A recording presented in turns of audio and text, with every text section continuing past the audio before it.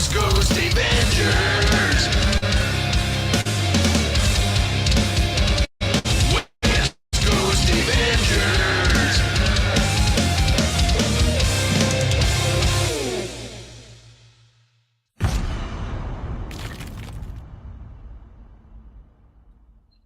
Oh, good evening there. How's everybody doing? Welcome to the 5th episode of SunDAVE. Sit Down is the place to be if you like comics, especially if you like me. It's a work in progress. It really is. We already lost one person. I should stop singing. This is the chat of chats, but it's not the chat of chads, and it's not the chat of chats. So, and yes, I am aware there is a shadow on my face. Still trying to get the lighting right here. It's never easy when you're doing this all by yourself. Thank you for joining for the 5th episode. Is all this coming in? Oh, wait, hold on. There we go. Is all this coming in okay? Everybody can hear me.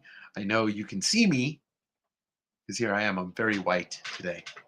What's up, Landmark? Hey, look, Landmark Collectibles.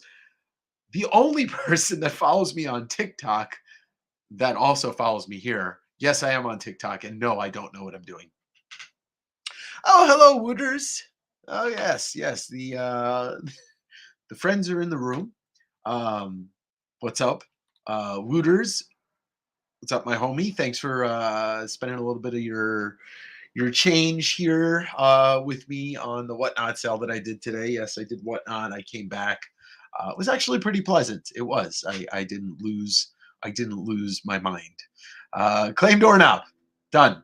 It's yours. You just have to come and get it. That's right. Now you just if you follow me on Instagram, you'll have the trifecta. Spiders in the house. Spiders in the house. Hello, my friend from down under. Format tonight. I got a bunch of stuff. I pulled out some stuff to talk about that I read this week. I read a bunch of stuff, and none of it was Marvel. If you watch my video this morning, I'm gonna put some of that stuff under the camera here, and there's gonna be some fun stuff to talk about. But as always, a couple of things. Feel free to ask me anything, as long as keep it comic book or at least keep it civil. You can go to my level, but it's hard. Don't forget, West Coast Wednesday coming up this Wednesday. It is trivia night. So how trivia night's going to work, it's going to be an auction and claim sale, but I'm going to be hosting trivia and there will be prizes. You just have to get into here and know where my brain's at. And please check out my video that dropped this morning if you haven't. But I really am really excited to talk about this one book specifically that's sitting right here. A brand new book that came out this week, and well, let's just show it off. Mark Silvestri returns to do a Batman book. Batman and the Joker, the deadly duo. Holy shit. Okay, so Mark Silvestri Mark Silvestri is legend, right? 1990s, late 80s. He starts King Conan, but what I grew up knowing him from was Wolverine and Uncanny X-Men. Flesh, there's not going to be too much spoilers in here. I mean, it's not like it's the first book of a mini series, so it's not like you're going to ruin anything, but we are going to look through it. So Mark Silvestri, I grew up reading his Uncanny X-Men stuff, Wolverine, and then Image Comics gets formed. He's one of the founding members of Image Comics and Cyberforce. I dropped off with him a lot for the most part when Cyberforce came out. I read the first couple issues. I had no clue what was going on. And so he goes on to form Top Cow, and then Homage Studios was before Top Cow. So Homage Studios starts, and that's like Jim Lee and Mark Silvestri and Steve Platt and my buddy Joe Benitez. So there's a little bit of the precursor to what we're going to talk about is Joe Benitez. My good friend was a guest on the show last week, and we talked a little bit about it. But this came out this week, and I this is all right. So spiders, I think Silvestri is the perfect high detailed pencils without getting crazy hyper detailed stuff that looks muddy. I agree, 100%. And Flush is right about that. Mark helped develop so many artists we know and love. Michael Turner and obviously Joe, and there's so many more than to name. This is the most fun I've had reading a superhero book in a long time. Like as a new book, I should say. It's the unlikely team up of the Joker and Batman. But what's so mind blowing about this? I thought, and if somebody out there can correct me if I'm wrong, I thought Mark Silvestri was done penciling and illustrating books. I thought he had either nerve damage or carpal tunnel, some type of wrist problem.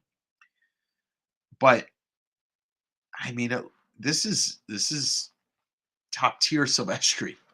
This this book matches anything he's ever done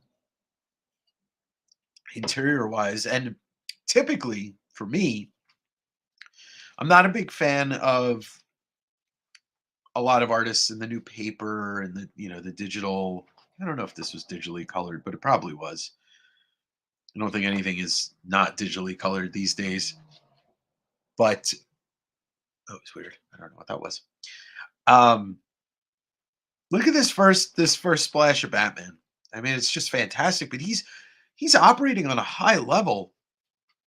I can't remember the last time I read anything that he did that was new. Like I know he's done some stuff in the last couple years. I know he did a cover for one of the Spawn books recently, but it was very rough layouts and it was mostly just pretty much a layout in pencils that McFarlane was going to ink. So it looks more like McFarlane than it does anything else. Just give me one second. I keep forgetting to do this, put this stuff on Do Not Disturb. Uh, Imagine one of my friends might actually figure out that I'm live on Sunday, like I've been doing this for the last 5 weeks. But anyway, Mark, also known by most of those artists, is the artist, badass draftman. Right, he is a great draftsman. I've heard, obviously, people describe him as that. But as for a story, the pacing on this is perfect, absolutely perfect. You meet this villainous looking Joker thing, and Batman fights him, and doesn't look like it can die. The police are trying to, say that Batman shouldn't get involved, as usual, because they're always trying to tell Batman not to get involved. But you know what? If Batman didn't get involved, Gotham would be on fire all the time. You didn't miss much. We're just going over the first issue, John, of the Batman and the Joker Deadly Duo, the new Mark Silvestri. It's a Black Label book too, obviously, which is their DC's kind of adult, R-rated label or whatever. But I could be wrong. I don't think Silvestri's ever done a Batman book, and if he has, I've never read it unless it was so long ago and so bad that it was worth forgetting. But I don't think that's a thing. Um, yeah, yeah, Flush. He is not somebody that half-asses, and he's still this. I believe he's still the CEO of Image Comics, which you know gives him quite a job just doing that. His Joker's fantastic. His Batman is fantastic. The pacing, like I said, is great. The layout's great. It's a little too short, but I mean, that's just DC for you. Probably cutting a story up so that they could milk it out. But check out colors. I don't know I don't know. Like I said, I don't think the colors are ever going to be done non-digitally. But so they show off some of they show off. I like this. I like what you say there. Maybe Gotham is on fire because it's because of Batman. Yeah, I'd say this is probably a 22 pager, but then you get like a little inside look of the pages that Silvestri is inked, and it's one of the reasons why they look so goddamn good because he's the goddamn Batman. Speaking of Batman and image creators, it's almost I'm a big Batman fan. Y'all mostly know this. And we've had, I think, only 3 of the image founders have done Batman books before. Obviously, Todd was the first to do Batman 1980s. You know, he does the cover for 423 and he does a couple issues for the year 2 storyline. And Jim Lee obviously becomes one of the top 5 Batman artists of all time in just the last 20 years. And I don't believe Eric Larson's ever done a Batman book. I could be wrong. If he has it, I don't think it's been a regular one. But I don't believe Rob Liefeld ever did a Batman book with any regularity, and Jim Valentino didn't. So you've got Silvestri doing it. But what I was gonna say, it's kind of funny that Jim Lee has arguably the one of the greatest Batman books under his belt and one of the worst. Hush being one of the greatest, and one of the worst being All-Star Batman. And I don't know if you've ever read that. All-Star Batman and Robin is the Frank Miller, Jim Lee disaster. I mean, it's I wouldn't even call it a comic. I would call it a disaster. But I just had to I was just thinking about that because I said I'm the goddamn Batman, and that's one of the lines from All-Star Batman and Robin. And that is a train wreck. Right. Miller wrote it, but Jim Lee illustrated it. Because then they did a different one after that. But the writing was atrocious. It was when Miller was really mentally not there. I mean, not that he's ever really mentally been there, but so anyway, this is a fun book. Yeah, it does. It feels like, well, I love Jim Lee. As an artist, as a creative person, I love Jim Lee. But there have been times in our lives, which is his career, our lives, but in his career, that he has completely just dialed it in. I mean, if you ever read the Justice League when they brought in the New 52 and they did Jeff Johns writing, Jim Lee illustrating, it was like the worst artwork I'd ever seen Jim Lee do. But since then, he's, you know, he the last couple of years, he's put out some amazing pencils and covers with Scott Williams in DC that have just been amazing. So there are just times in his career where he's phoned it in. He hasn't lost the talent. It's just how much does he want to put in? But I recommend this to anybody who likes comics, not just anybody who likes Batman. Like, I don't care if you say, oh, I don't read DC, like Batman's better than everything else anyway. But man, this was such a treat to read. This was so much fun. Anybody else who's read it, chime in what you thought, but it seems that not too many people have read it in the chat. Uh, Now, on the other side, I think this came out 2 weeks ago. I read this. I was kind of looking forward to it without any predisposition to it. Obviously, it's a cover by our friend Bill Sienkiewicz, Bill Sienkiewicz. Yes, a cover, The Riddler by Paul Dano, who played the Riddler, and a cover by William the Sangster Sienkiewicz, Bill Sienkiewicz. Another Black Label book.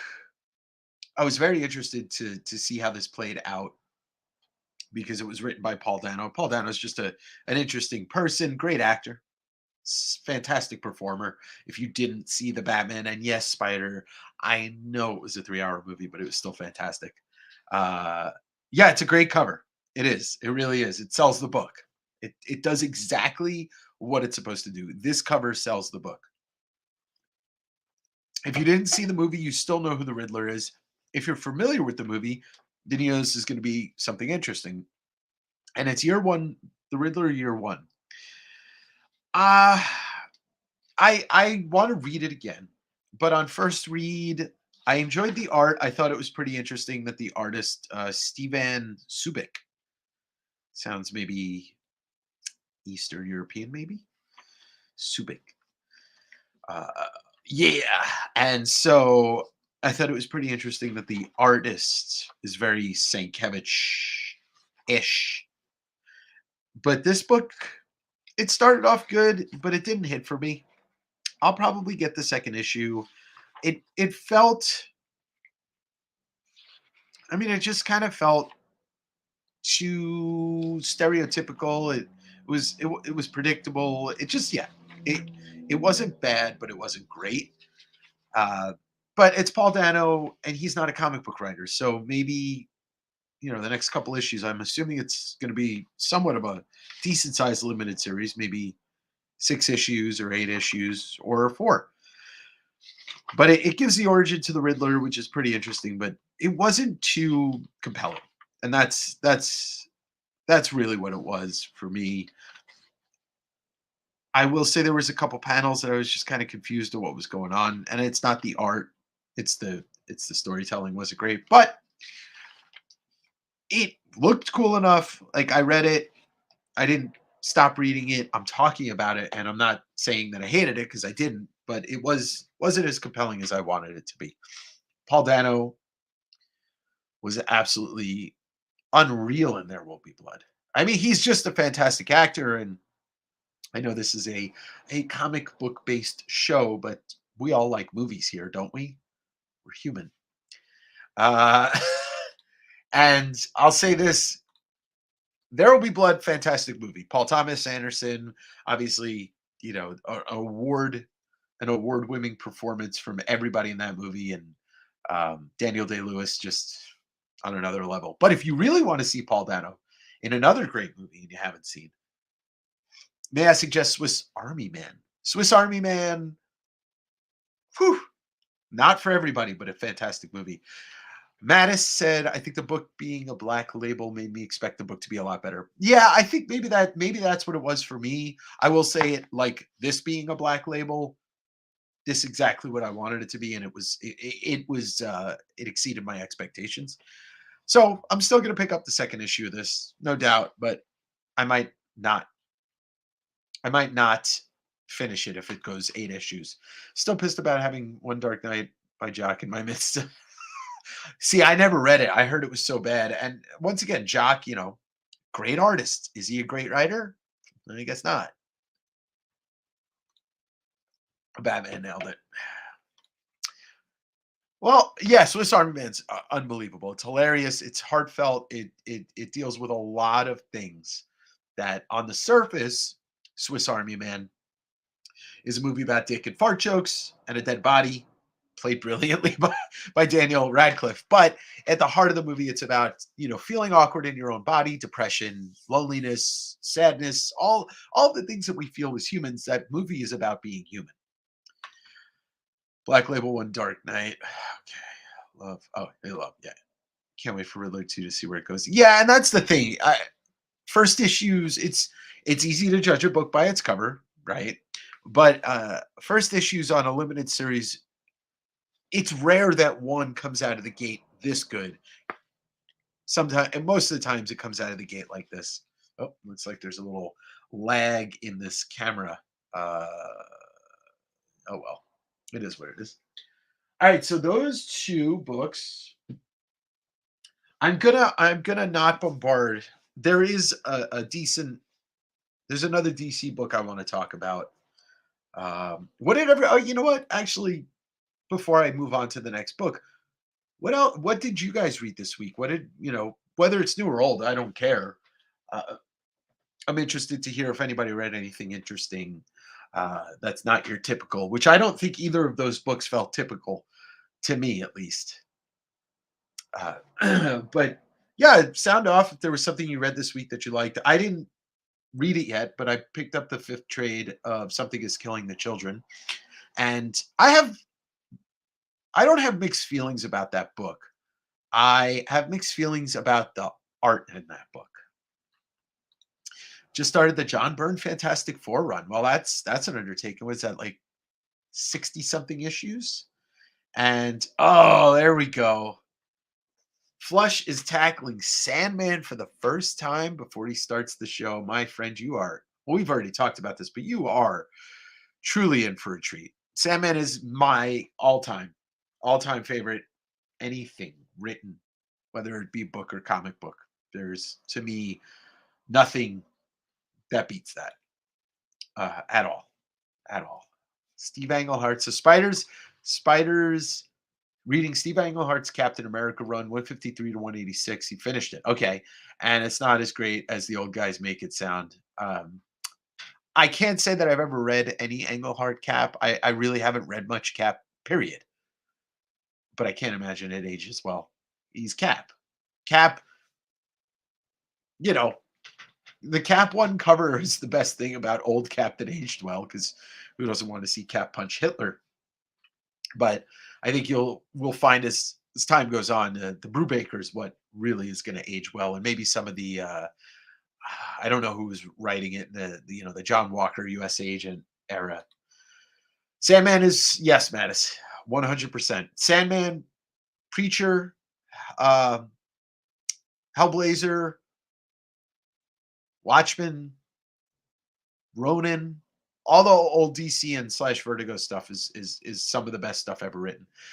Um, so Flesh is loving Sandman so far, and Mattis has heard all. Yeah, I mean, Why the Last Man, even more recent Vertigo, and by recent, that's still about 15, 17 years old, is one of the best. Like Vertigo, Image, and Dark Horse, there's meteor stories. The first Byrne Fantastic Four issues are very episodic. That makes sense. I mean, he's a smart writer, Byrne. I'm also toying with the idea of getting some kind of Sandman oversized. I regret not buying them when they first came out. I truly do. It's like there's not too many things that I could say, oh, I regret not buying. But that's the oversized Sandman stuff. I reread, oh, Jim. Hi, Jim. Killing Joke. Oh my God.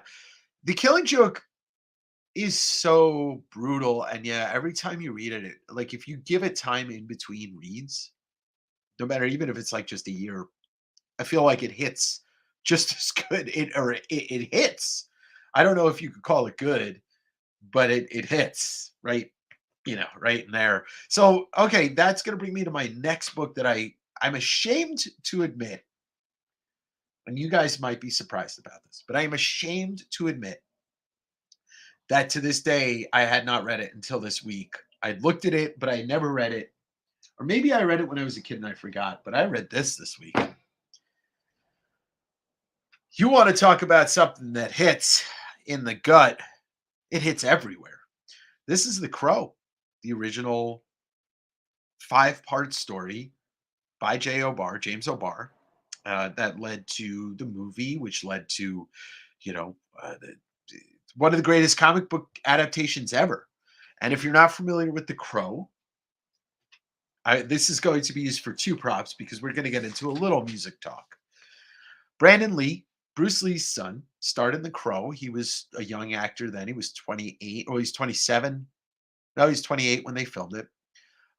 He unfortunately died while shooting the movie when the prop gun was filled with a projectile or something, a freak accident.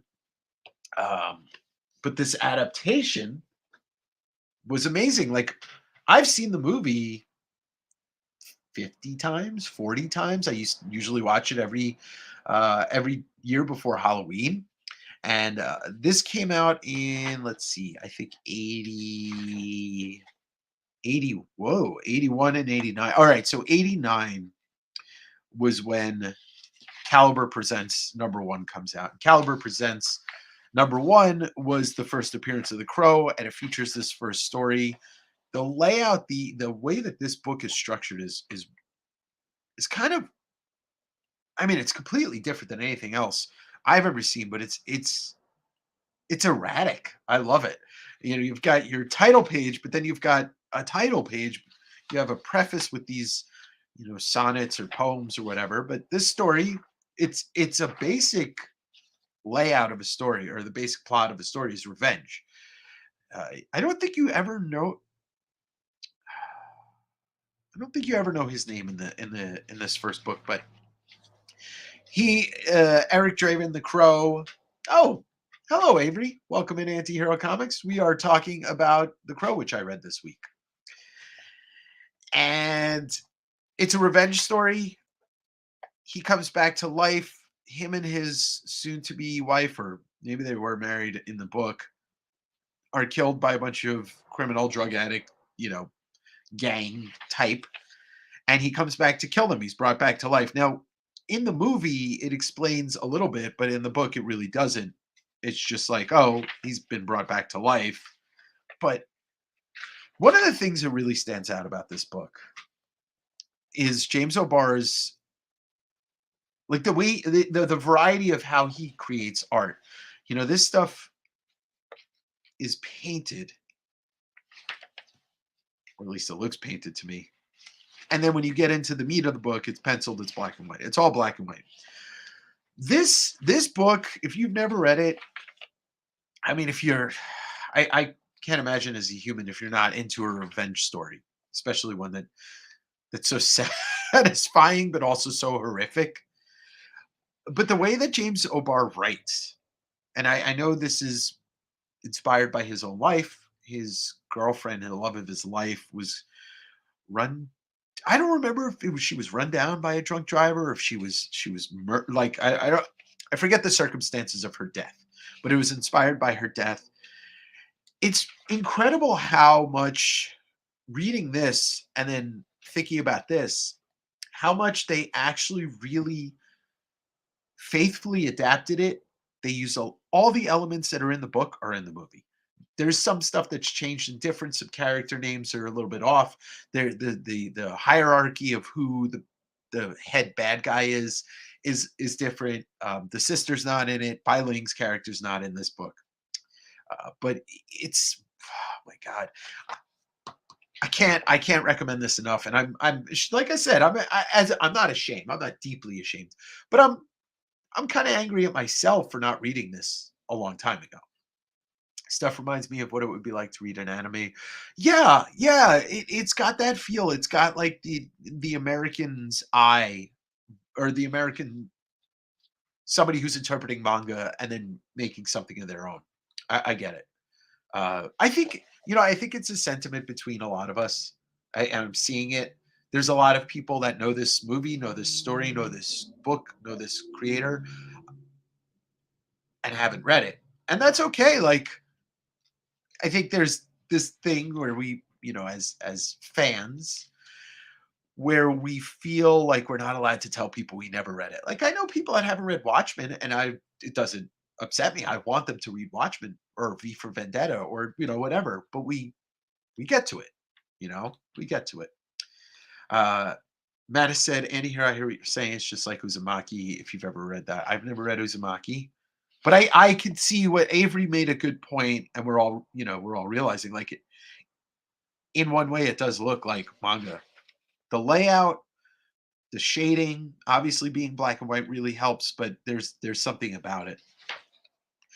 And there's, I I think there's something charming, and I don't know. I grew up with the internet, and my away message, my MySpace, all that stuff always had song lyrics. There's a lot of use of song lyrics in here. There's Joy Division, there's New Order, there's The Cure. So if you're into that, that type of music, which I'm into some of it. It's charming to see some of the use of song lyrics. Also, the nature of the beast with the MCU driving people to comics for the first time. That's true. But that's maybe where I come in a little bit, or people like me. I want to have my eyes open to comics and different things that I've never read, and I want to be responsible for passing that along.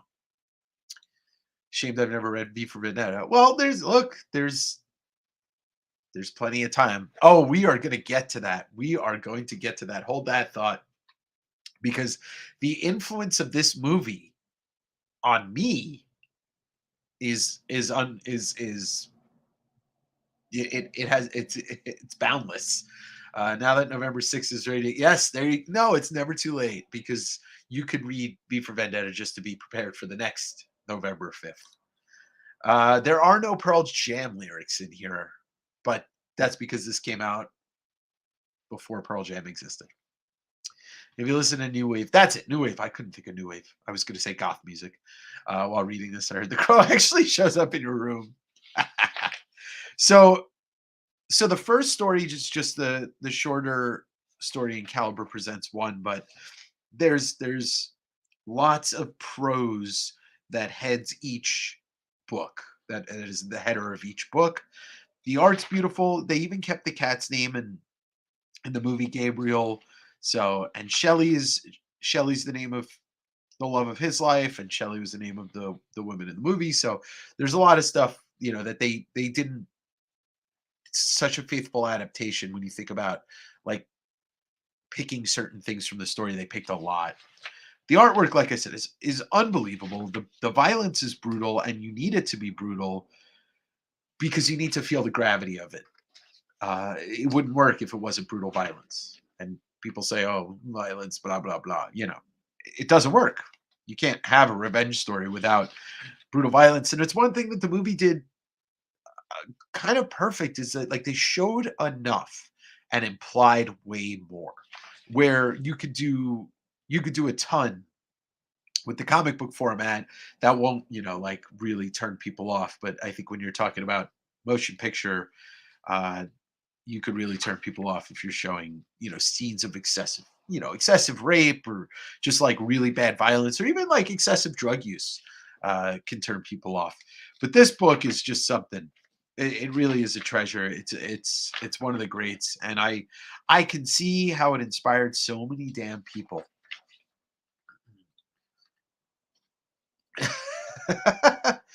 But Spider said to Anti-Hero Comics, I heard if you listen to Joy Division while reading this comic, then depression comes to visit you in your room. Now, what if you were reading this? Oh, I'm about to blow Spider's mind. What if you're reading this in Depreston? I mean, in Preston. Depreston. Forget it. Can I just delete that? All right. Anyway, so the names of the books: Elegy. What's the first one? Despair. There's here's some Cure lyrics here.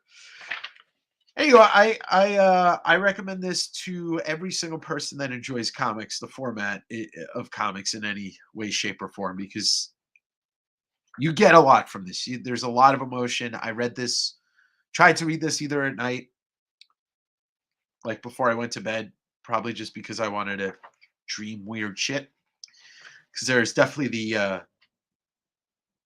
the element of fantasy plays a big part in here.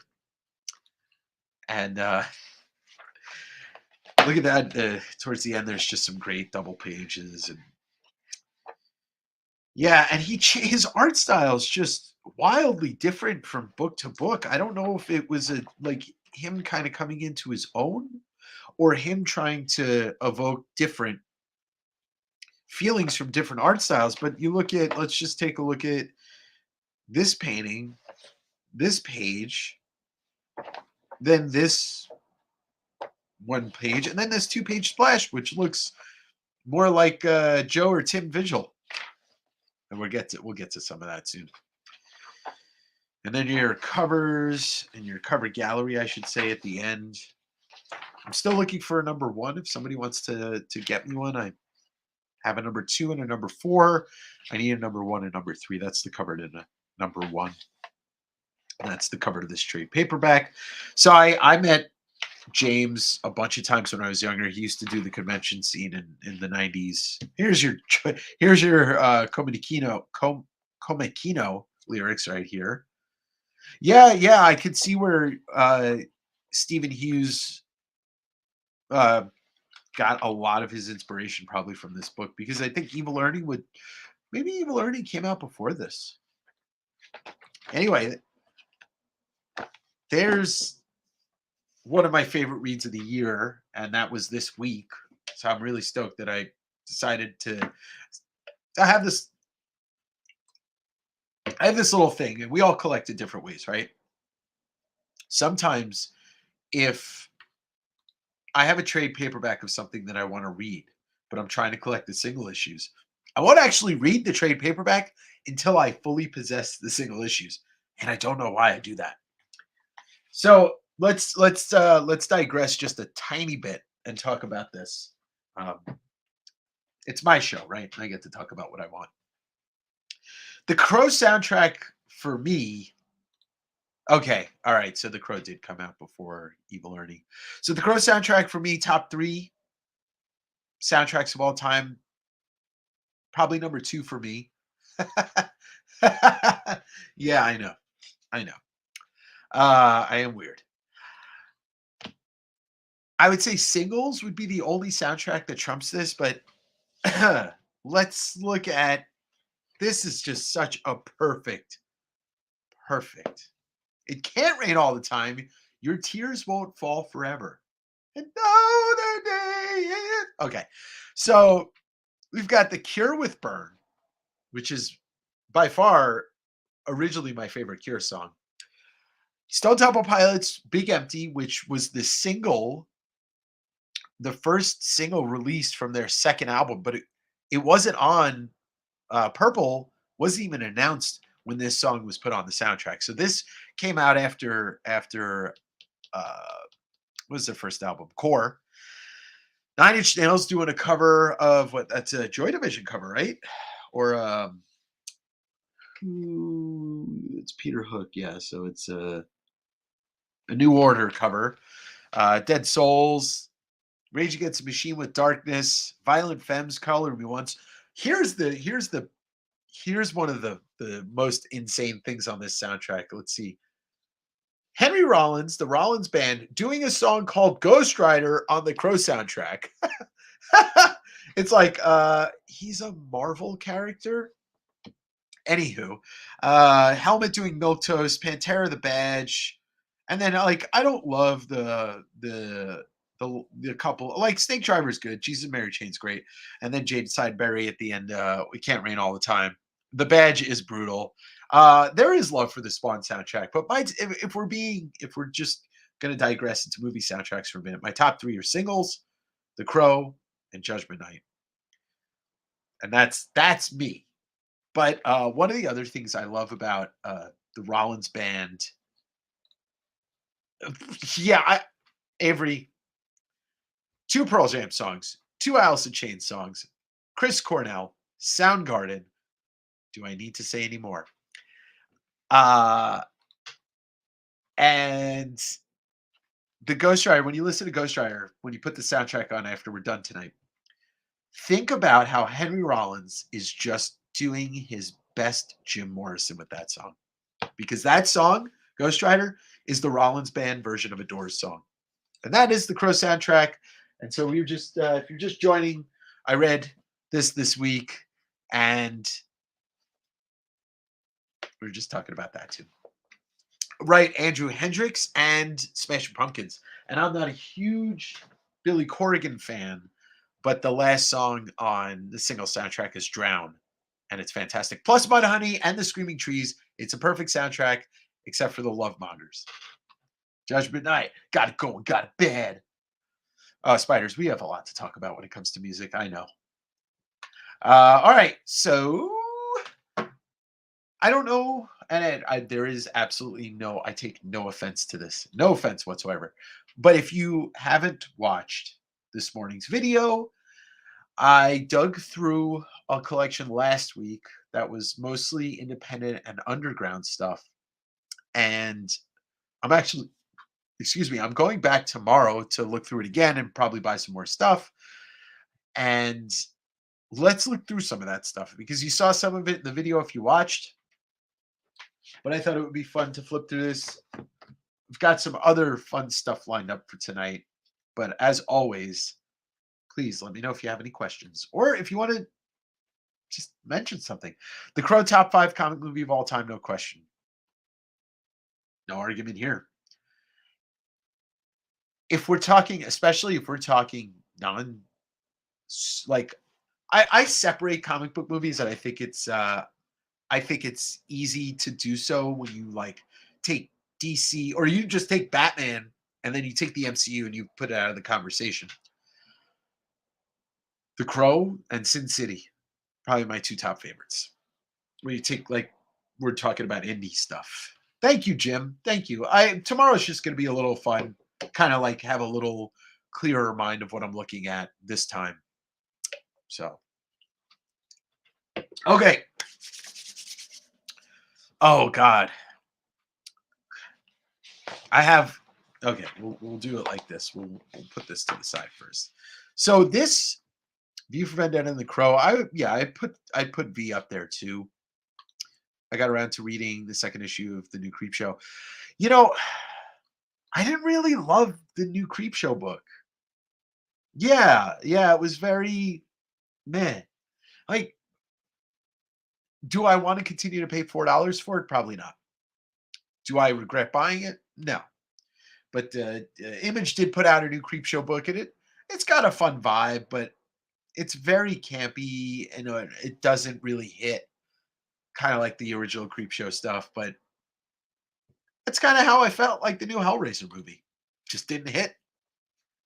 It was eh.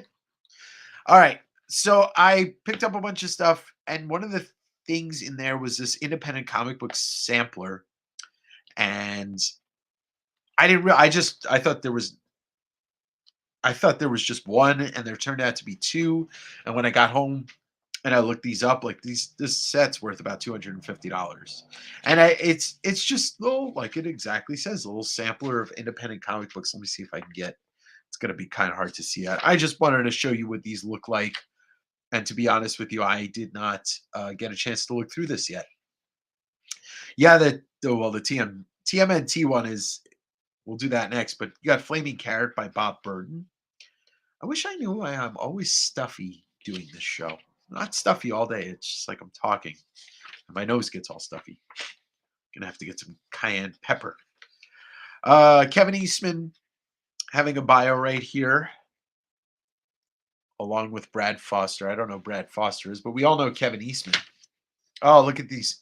Look at these pinups by Eastman. So this is from 1987. So this is just 88. So there's only 4,000 copy of these, 4,000 printed of these each, because it says it in the first page.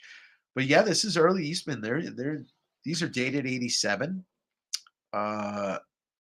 This looks like it might be Gilbert Shelton. And I think Gilbert Shelton was mentioned in this cover of this book. And Gilbert Shelton is fabulous. I believe he's Fabulous Furry Freak Brothers. Let me see if I can get. Can't really see, but it does. If anybody could tell me if that is or is not Gilbert Shelton, but I think it is. Ripoff Press, Paul Frick, Ted McKeever. I know. Oh, it is Hayao Miyazaki. Well, shit. I saw this on the cover and I'm like, it's not like Miyazaki's a common name, but I didn't think that Miyazaki was going to be in this. That's really cool. This is super rare, and I bet that there's not too many of these out of there. And then there's Dale Keown, who did Hulk and Pitt. Sweet. All right, so there's that one. Well, let's look through the TMNT one. So this is the comic book sampler number 2. And like I said, I haven't flipped through these since I got them. I've just been like super busy. Let's see if this still has a print run of 4,000. Yep, first printing 4,000 copies. So Eastman, and look at this, the first 9 issues. So I could have cut this coupon out and gotten the first 9 issues of Teenage Mutant Ninja Turtles and the 4 solo issues. Jesus.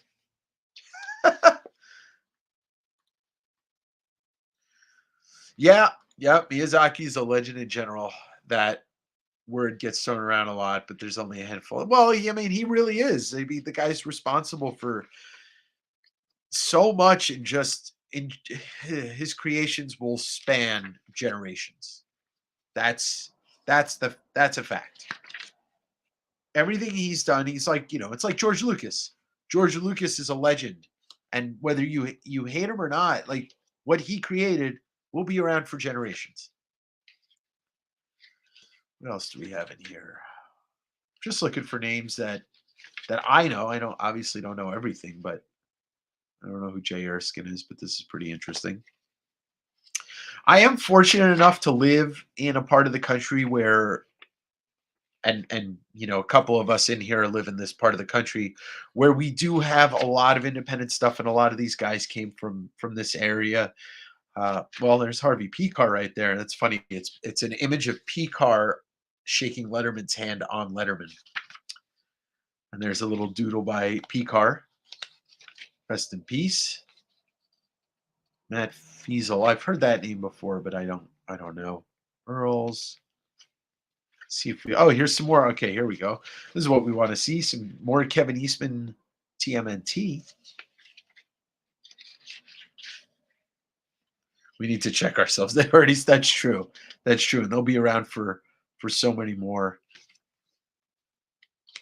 It really does kind of give you that feeling about how small we are when people's creations will outlast us. Vince Locke, I know he is. There's some Vincent Locke right there.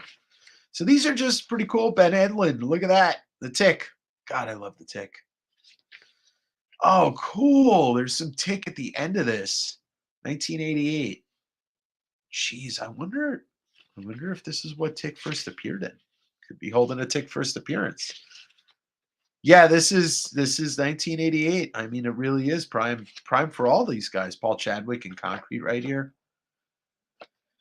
Oh, look at that back cover by Chadwick too.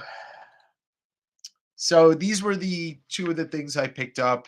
The Independent Comic Book Sampler number 1 and 2. Did not know that number 2 was in there when I scooped it. We're gonna do this. We'll do this after the Justice Cephalopopa. Yeah, I don't know what. I guess that's maybe that's the species name for the tick. Cephalopoda. It's PODA. Oh, cephalopods.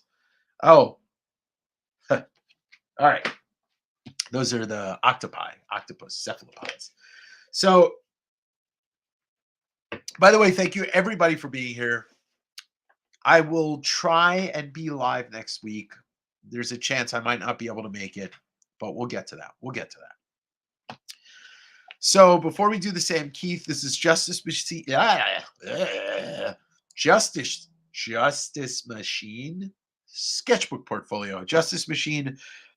I'm familiar with Justice Machine Annual number 1, which has the first appearance of the Elementals. But look at the names in here. Well, we know by last names: John Byrne, Sam De La Rosa, Mike Grell, Fred Hembeck.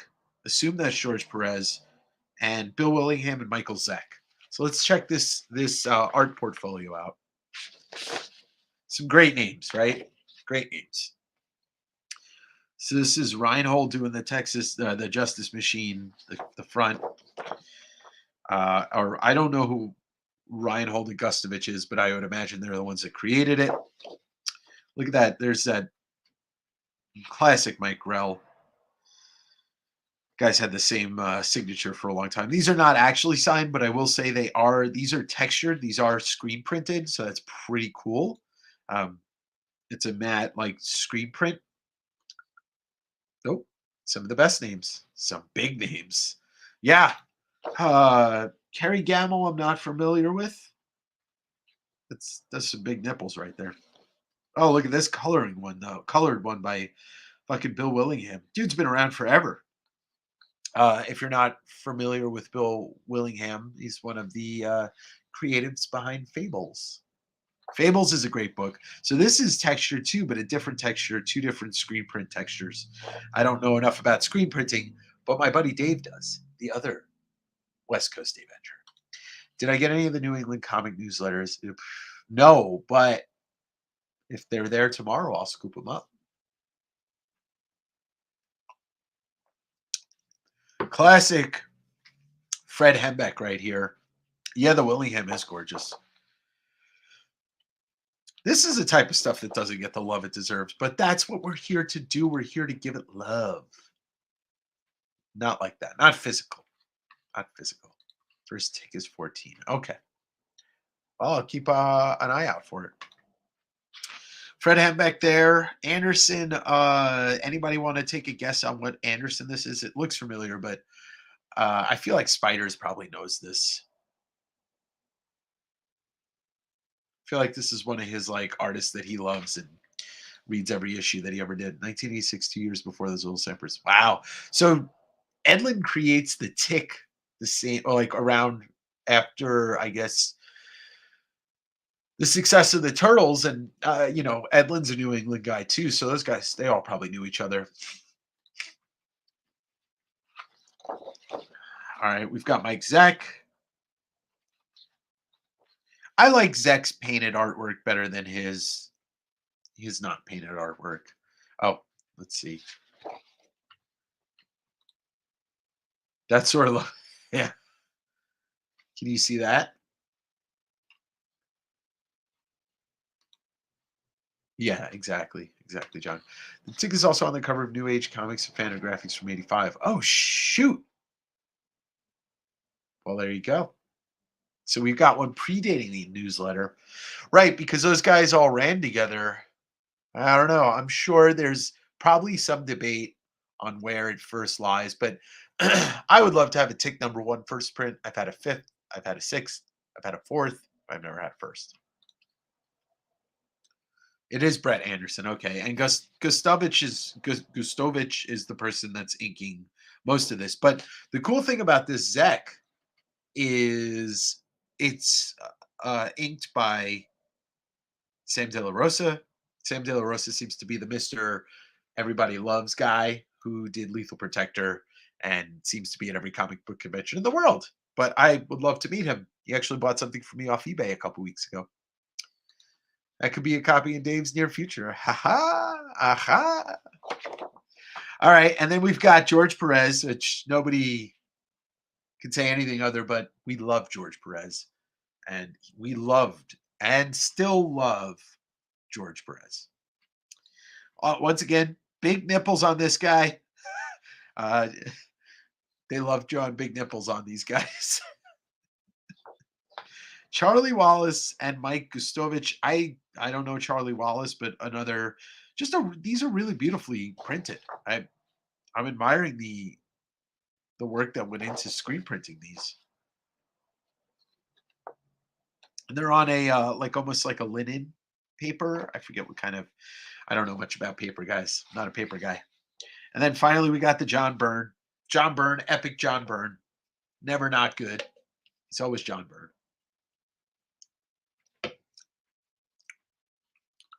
It's funny. I never read The Tick, but my dad is the biggest diehard Tick fan. He had the Tick 100, which shares a cover with Invincible. I saw that at a store just yesterday, and I thought it would.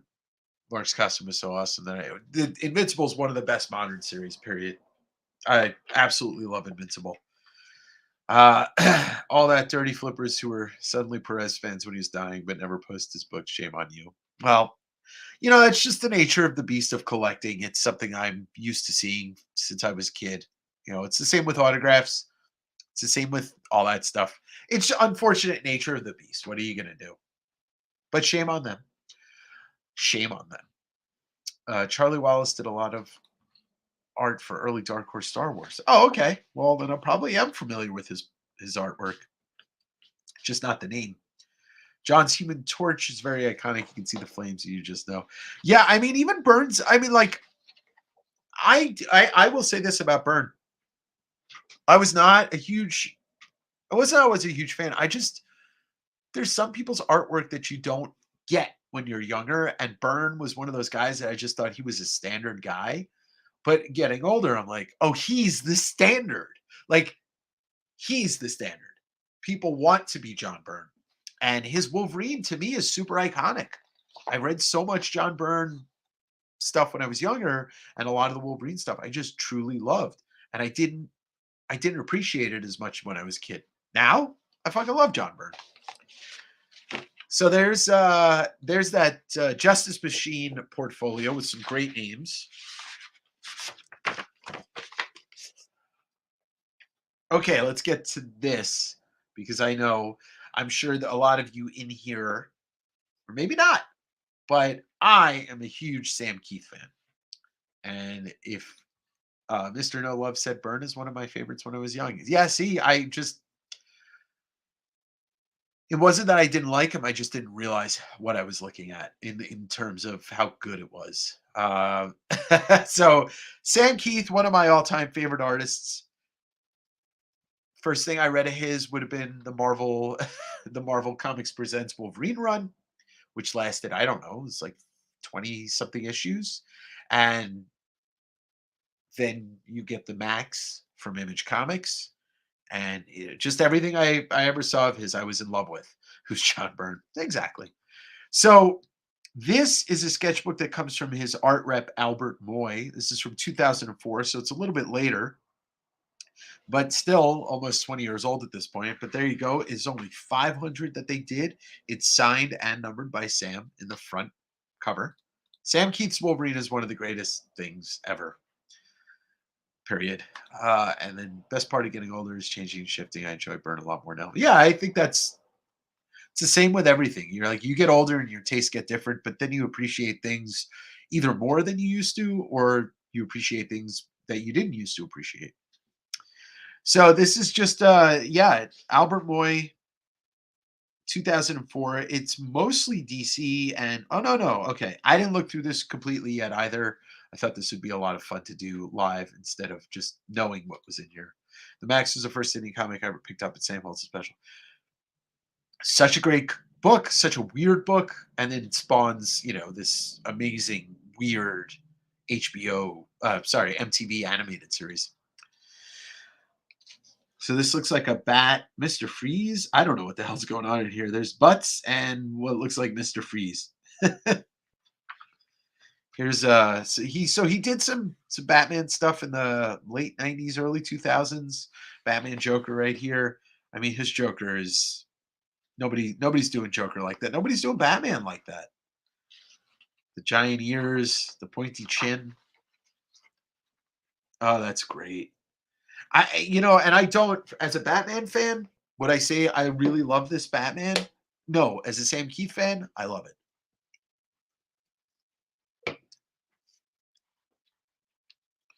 Um, and this is pretty cool because I've had his autograph before, but I've never seen it look like that. Yeah, his Joker's fantastic. I mean, I like his Joker better than I like his Batman for sure. But it's not that I dislike his Batman for any reason. It's just I don't know what I'm trying to say. Here's some Max layout sketches, which is pretty cool. I think this might be from issue number 2. I know if it's probably a little tough to see these pencils. I don't I'm gonna work with the lighting. I have to get it right, and there's only one way to get it right is to work with it. I don't know what I'm saying, guys. Some sketches from Max characters here. He really does draw a very luscious, curvaceous woman. I always like the way that he drew women. Wasn't wasn't too exploitative. Exploitive. He's not trying to exploit women. He just draws a very curvy woman. He always drew bangs. Look at the izzes. The izzes were so fucking creepy. So creepy. What was the name of those horror short stories that had the wicked art? Some of the early Sam Keith stuff has that essence of those books. Horror short stories that had wicked art. I don't know what we're talking about. Supper's ready. All right, Jim. I'll see you. I'll see you on Friday. Yeah, he draws women like Crumb. That's right. That's definitely got the feel to it. Avery, I'm not sure if we're talking about a comic or like what you got to give me a little more context because we'll probably be able to figure it out. Explicit. Explicit. Thanks. Explicit. We'll take a look at some Crumb maybe next week. I did get some fun Crow stuff. Oh god. No short stories, books. They were schools. Oh, like not Goosebumps. Things that go bump in the night. All right, there's a Lobo by Sam Keith. Check that out. He did some Lobo stuff too. He always drew weird faces. This dude looks like a pencil. Like that's a pencil.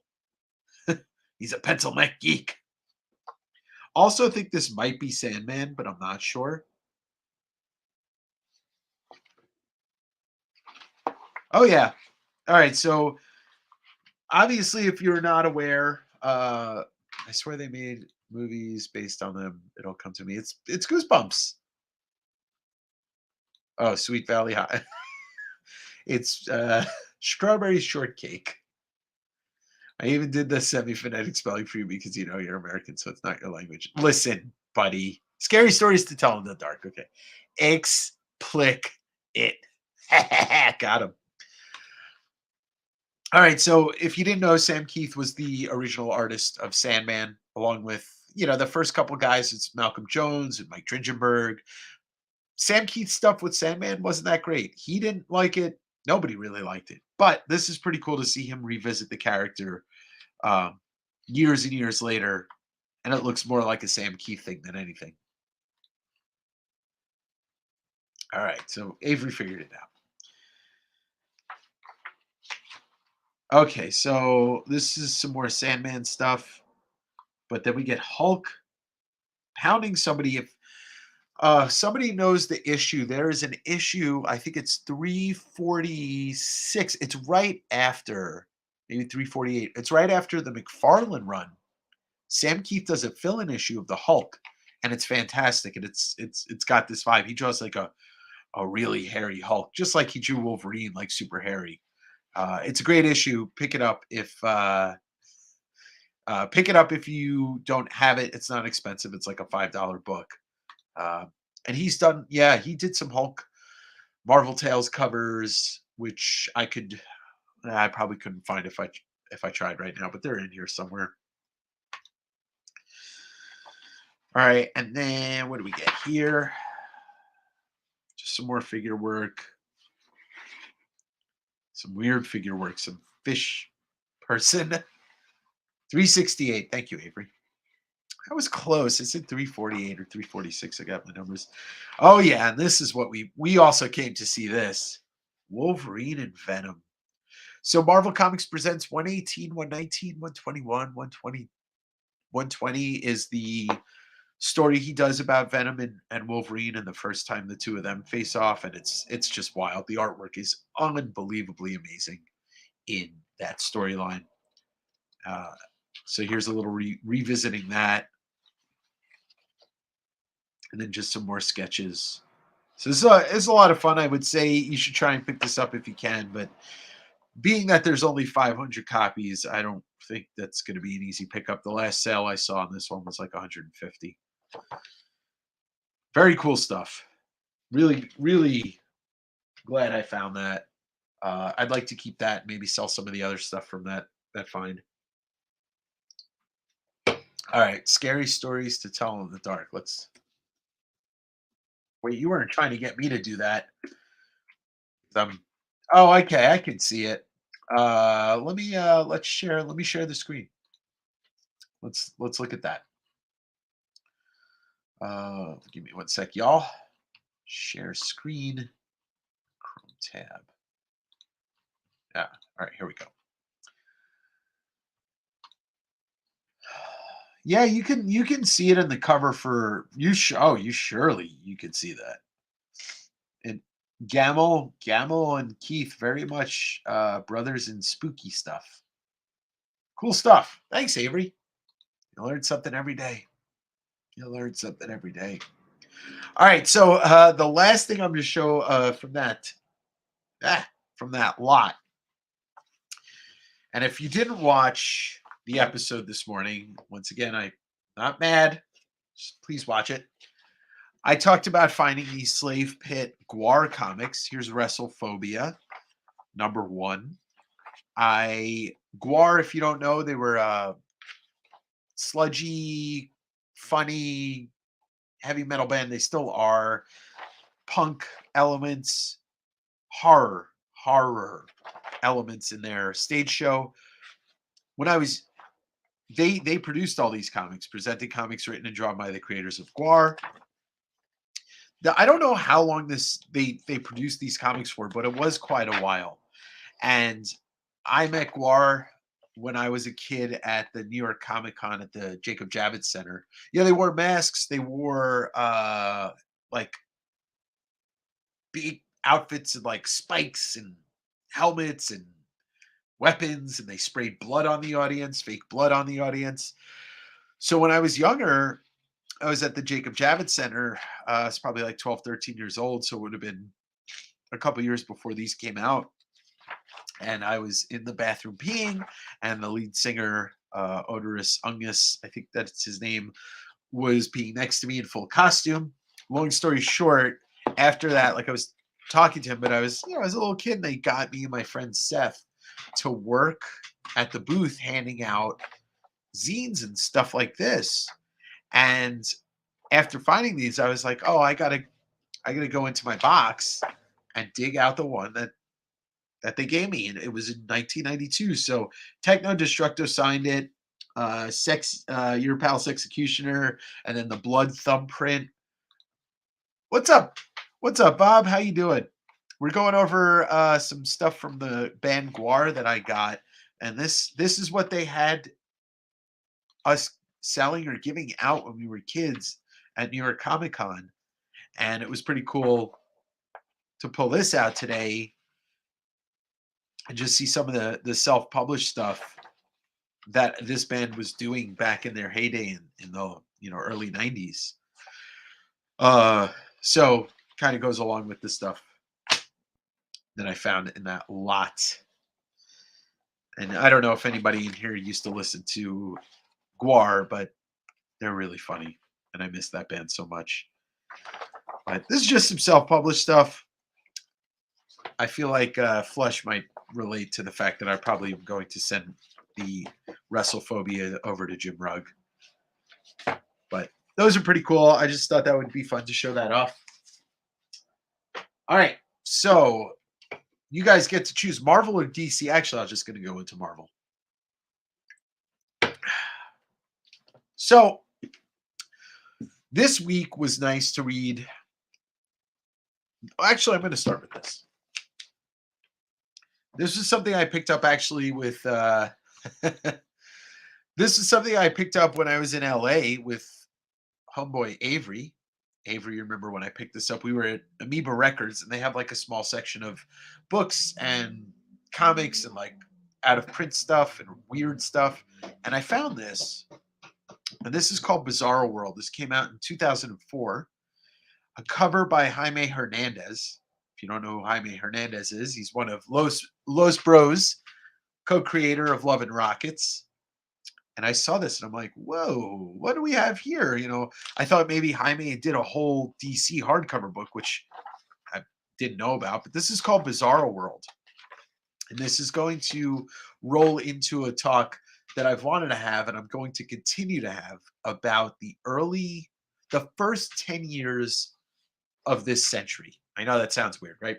From 2000 to 2010, and I'm going to get into it, but this is an era of comics that in 20 years, right now, but in 20 years and further down the line, we will be looking back at and being like, this was the modern. And I don't mean this in the way that we talk about comic ages, but this is the modern golden era of comics. Like this is that you hear people talk about how this is the golden era of TV right now. This shit, the 2000s, some of the best comics was ever put out, and some of the most interesting comics were ever put out. So what Bizarro World is, it is a bunch of indie or just cartoonists or just different creators doing little short comic strips using all these DC characters. So it comes out in, like I said, 2005. So the cover was done in 2004. Dan Didio was the executive editor, but I think there's a lot of Paul Levitz was involved here. Jim Lee was starting to get in there. The aughts. Yeah, I never say that. The aughts. Yeah, the aughts. I only know him through the Superman cartoon. Right. So this book isn't about Bizarro. It's called Bizarro World because it opens with this one comic strip where these kids are going to an amusement park called Bizarro World, where everything is backwards. But I wanted to highlight some of the people that worked in this book. You might not be familiar with some of these names. You might be familiar with some of these names. Evan Dorkin's one of the bigger names in this book. He writes like 7 or 8 of these strips. Evan Dorkin created Milk and Cheese. He's a A very funny writer and creator. But some of the names you should recognize. Uh, Patton Oswalt writes a story in here. The Los Bros, like I said, they both involve. So Gilbert Hernandez writes a story in here. Harvey Picar, one of the more shocking ones, and I imagine maybe some of you know who this is, but Mike Doty writes a strip in here. Mike Doty, most notably known as the lead singer for Bouncing Souls. Soul Coughing. Soul Coughing. Who else? Uh, Eddie Campbell and Paul Grist. Eddie Campbell, who was the artist behind From Hell, the Alan Moore classic. Kyle Baker. Like I said, a lot of Evan Dorkin in here. Dean Haspiel. So it's a lot of people you might not be familiar with by just, by standards of superhero books. But if you're familiar with a lot of different Indian underground stuff, you'll know some of these names. Johnny Ryan, Danny Don Simpson in here. So this book, I would say 80% of everything in here hits, and I loved. There was about 20% that I was like, I read 2 pages and I'm like, I don't want to read the next 2 because I wasn't enjoying it. But it opens with this strip of these kids going to this amusement park called Bizarre World, and nothing makes sense. It's this Aquaman's eating fish. He's it's just a very wild, funny thing. Think about like Looney Tunes, but in the DC universe. Some of the art you might not be into, but I just really, really enjoyed it. And it made me kind of not emotional in the way that I was sad, but emotional in a way that like we'll never get to see anything like this done again, or at least in the foreseeable future by either of the major 2 companies. You just won't get them taking chances and letting people take liberties with these characters. There was this strip where Wonder Woman keeps using her lasso of truth, and everybody doesn't like her, and she tries to use it on herself, and it's just ridiculous. It looks like the kids next door. I mean, it's kind of what sketch comedy would be if sketch comedy was in a comic book. It's very interesting. It's just, and I know it's going to be tough to find because it's out of print. But if you do see this, pick it up. You'll have a fun time reading it. You don't have to be a DC fan to enjoy this.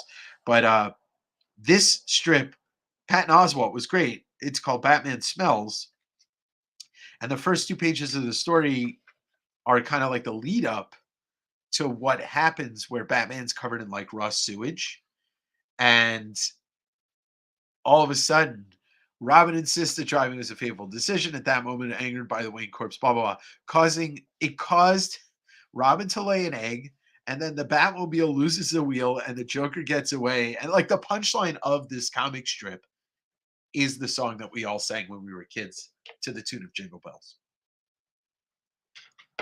The art is fun. The art is very cartoonish, as cartoonists tend to do. This one I didn't like. The Spectre one I was not a huge fan of. So I kind of like read the first page and a half and I wasn't into it. The Green Lantern one I have to come back and read. It was very busy. But this is very much like a underground cartoon. I'm trying to think what are some of the other ones that I really enjoyed. Oh, the Power of Positive Batman was really funny. The Aquaman one was even funnier. That was the Mike Doty one, who's the lead singer of Soul Coughing. And it's very much in line with the experience of a New York-based indie musician. So it's just an all-around fun book. If you can find it, you'll enjoy it. Flush, I think you'll enjoy this one. This is the Batman Upgrade 5.0 by stories by Dean Haglund and Peter Marietta, but the art is Don Simpson. And Batman's just look at the amount of muscles in Batman. And he gets this crime fighting software that's much like Windows 95, but every time he tries to install it, something goes wrong, and then he finally tries to go to the customer service center. And, well, you'll see. Super Dumped was really, really funny. That's the Johnny Ryan one. Wonder Woman dubs Superman for this nerd, but he turns out to be a misogynistic piece of shit. Like, kind of in line with a lot of nerddom. So I'm not going to go through every single thing in here, but I will show you some more of the art in here. This is the Harvey Pekar one by art by Dean Haspiel. It was a really enjoyable read, something very different. And it brings me to talking about Marvel. Oh, this was one of my favorites too. Harvey Dent Dinner for Two. It brings me to. So this is called Bizarre World. Out of print. I paid $15 for it. If you could find it for that, I think it's a good deal. It's like a $25 book as it is. But it brings me to one of my favorite things to talk about. Now, if you've been in any of my claim sales at all, or you've watched any of my videos, I do like to harken back to, with 10 being Batman Metal and 1 being Teen Titans, where would you rank it? 8. I would say it's Batman Year 1. But I give it an 8. 8 out of 10. I always like to mention to anybody that's listening, which right now is 8 people, the era of the Joe Quesada era of Marvel. Now, some of you are like, what do you mean the Joe Quesada era of Marvel? Joe Quesada was editor-in-chief starting in like 1999, somewhere in that area. And it was with Axel Alonso that they really built up Marvel to be what it is now. And Quesada, not completely single-handedly, but one of the major reasons why the MCU took off also. Have a good night, Amber. So he was editor-in-chief, and basically Marvel had gone bankrupt. Marvel had really hit the fucking shitter. Like, they had really hit a wall with everything. And so they took a chance and they gave him a job. I put these in order of the years that they came out. One of the things that I don't have out, but Punisher, I think two of the best things that they did in the early 2000s with Marvel that isn't what we're going to look at is Mark Miller and Garth Ennis. Now, I know everybody usually calls him Mark Millar. It's Mark Miller. He's Scottish. He's allowed to say his name however he wants. Mark Miller and Garth Ennis, to me, personally, brought my faith back to Marvel and brought my faith back to superhero books. Garth Ennis mainly stuck to Punisher, but his Punisher run from the Max line all the way down through the end of it was one of the most amazing and epic and violent and perfectly written things, starting with Bourne and his run with Steve Dillon, all that stuff. Mark Miller single-handedly wrote everything good in the first 10 years of the aughts. Civil War, Old Man Logan, just to name a few. His Wolverine run is absolutely fantastic. It starts with Enemy of the State and it works its way to Old Man Logan. Civil War was amazing. The Ultimates was also fantastic. And the Ultimates, so the Ultimate Universe, and Bendis, I can't forget about Brian Michael Bendis, but we all know that we love Bendis. Miller wrote the Ultimates, which was the ultimate version of the Avengers, and that was the basis for what we got in the MCU. And it was written so cinematically. He's a great cinematic writer. So getting back to this, I just pulled out a couple of things that go in line with this is 2005 DC. So we're looking at 2001 Marvel, and you've got Joe Quesada, editor-in-chief. Where we go? Where's his name? Maybe this is right before Quesada. Okay, I'll eat my words on this. This is right before Quesada. Oh, no. Okay, so this is Banner, and this comes out in 2001. This is Brian Azzarello and Richard Corbin's take on the Hulk. And if you've never read this, Richard Corbin's art is perfect for the Hulk. I mean, just look at the eyes. Look at his eyes. Look at how disturbing he looks. And this is a story about Bruce Banner and the Hulk.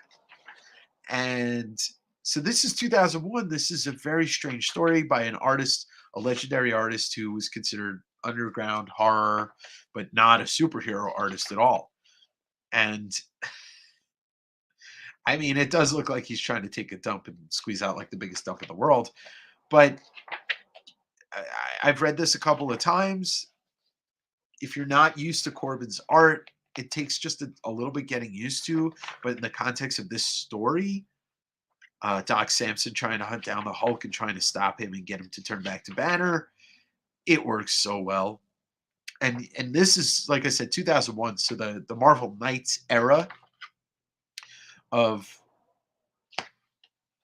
Joe Quesada's, doing is just kind of beginning with this and with some of the other books. I didn't read it when it came out. I vaguely remember seeing it, but Brian Azzarello got to work with some interesting people, but he worked with Corbin. He did a Luke Cage series for Marvel Max that was just called Cage. I have still not read it. I don't know if anybody in here has read it, but if you have, let me know how it is. So this is 2001. And back to your early comment about taking chances with characters. The irony is they were willing to print absolutely garbage.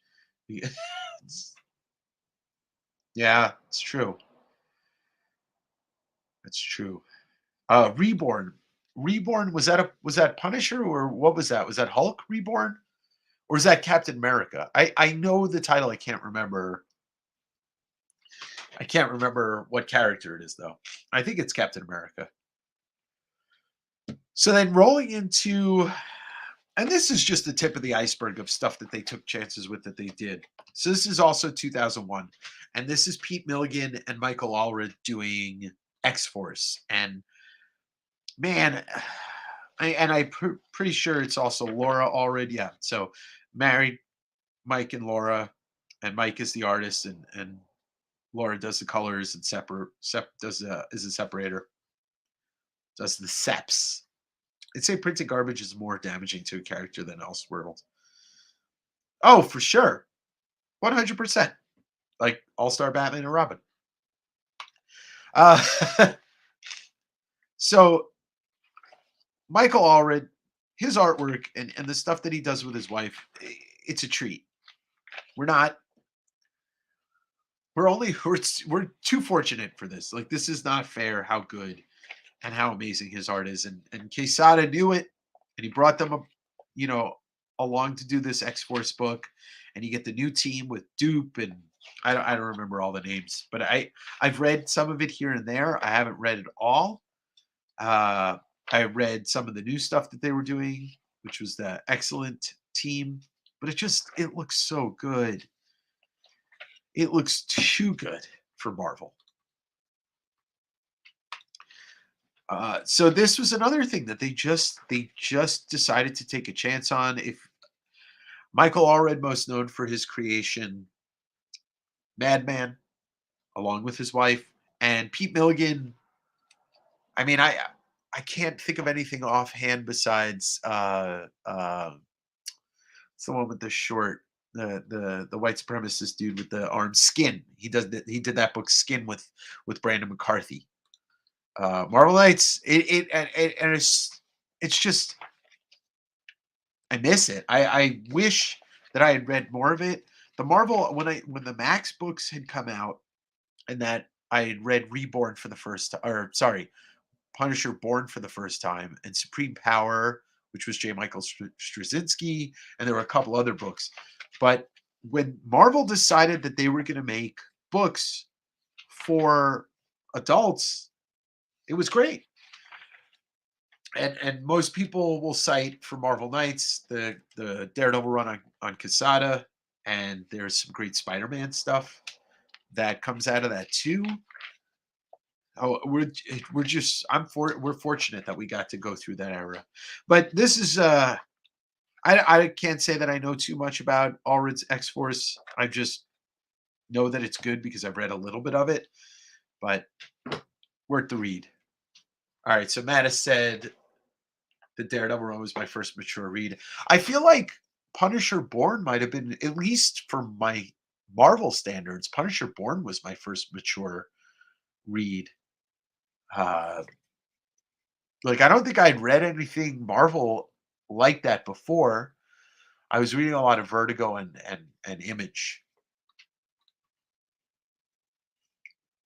Oh man, and the way that, and I've said this in my live sales, and I feel like I said this to maybe to Avery, but the way that let's let me look upon you with my own eyes. The way that Quesada designed Daredevil was very, very similar. Like his version of Daredevil, which wasn't too different, but his version of Daredevil was very much like what McFarlane did with Spider-Man. You know, you see McFarlane Spider-Man, he's all gangly, and the webs taking that inspiration from Michael Golden. But until then, nobody had made him look like that completely. And then when you look at Quesada's Daredevil, the baton and the rope that holds the baton together was all over the place. And he was a little bit more ripped. He was a little bit just, he looked more like the devil of Hell's Kitchen. So I agree with everybody on that. And then, you know, throw David Mack into the mix, and then you start throwing the Bendis David Mack run, and like all that stuff was just different and incredible for the time. Flush saying Andor, the first Star Wars stuff made for actual adults, like hits like Rogue One, but nice and slow to marinate on the characters. Couldn't have said it better myself. And if you're not watching Andor, please get on that. Uh, it's it's Star Wars for adults. It's the best way to put it. It and it doesn't necessarily not feel like Star Wars, but it doesn't necessarily feel like Star Wars. But you know it is because the Empire's there, and that's what makes it really, you know, engulfed in the Star Wars world. David Mack's fantastic.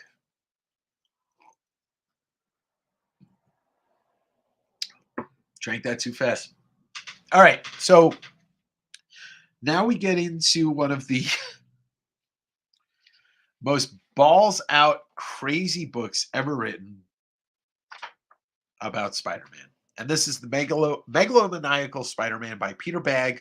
Peter Bagge, most known to me, and I guess most people, from Fantagraphics as the creator, writer, artist of the comic book Hate.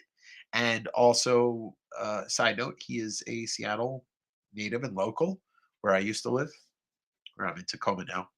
But Seattle, Tacoma area. One-shot book. Most people will never like I talked to somebody that's like, this is I read this, I bought this and I read this and I didn't understand what I was reading. This is the biggest piece of shit I've ever read. It's satire. It's he's a megalomaniac, and Peter reads Atlas Shrugged by Ayn Rand, and becomes like a total complete asshole. And there it is. He's reading Atlas Shrugged, and then it springs forward 10 years, and he's, you know, running Parker Industries, Spider-Man Industries, and he's just a piece of trash. And it's just you're like it just a little bit, Flush. It's okay. Real Empire, not the clunky bits running around. Yeah. Oh, wait. Where's that Crash Bandicoot ad? Yeah, there it is. Well, let's look at the ads in this. You got Crash Bandicoot from PlayStation. You got Starburst, which I guess, like, I never made out with anybody while eating a Starburst. I was more enjoying the Starburst. Tang. Anyway, this book is ridiculous. It's adult humor. It is hard. It is hard to say that you'll ever see anything like this again, but definitely worth a read. It's not an expensive book. I find these copies for $1 pretty often. They're usually beat up because people didn't like them. But if you're into just trying something as a one shot, it's pretty hilarious. I'd like to talk about the cover a little bit, but hold on. Tang, yes, Tang. It was right there, right there. Which is funny because isn't that what they sent up to the moon with the chimpanzee? That's what happens when some people read Ant Rhymes. Exactly, exactly. Well, that's what Peter Bagg is trying to convey. I have to admit, throughout the heaping and pile of garbage that Marvel is putting out, Daniel Warren Johnson, Beta Ray. I want to read that. I have not read that. And I do know a lot of good things about Daniel Warren Johnson, and I'm really excited to read it when I do finally pick it up. Uh, but anyway, I just want to talk about the cover, and then we could get back to some current Marvel garbage or whatever. I mean, there's plenty of it. Um, they clearly changed. I mean, he's clearly killed himself here, but I don't think you'll ever see a uh,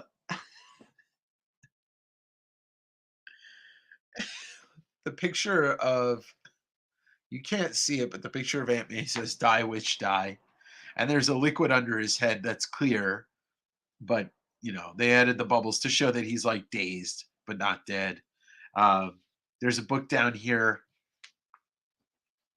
that says Jameson editorials on Spider-Man Volume 3. So this is just some fun satire. It's a great cover. It's a great book.